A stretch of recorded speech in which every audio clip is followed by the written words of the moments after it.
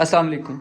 कुछ दिन पहले मैं इस्लामाबाद गया था तो वहाँ पे मुझे ये स्पीकर पसंद आए थे जो मैंने ऑर्डर कर दिए और आज मुझे रिसीव हुए हैं। इनका नाम जो है वो आपको यहाँ से भी बता देता हूँ, RB95 ऑडियोनिक कंपनी के। ये 29,900 रुपये के मुझे मिले हैं।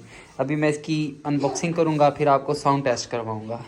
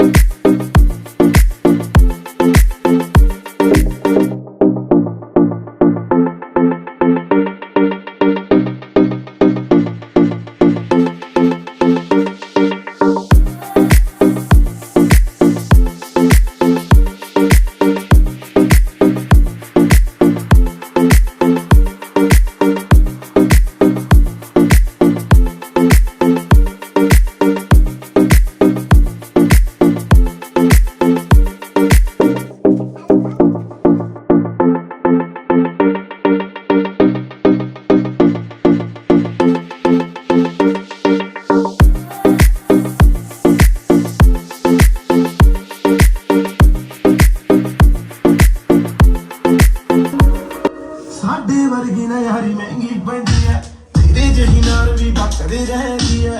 आ तू कुड़े मेरे नेड़े नेड़े लगदी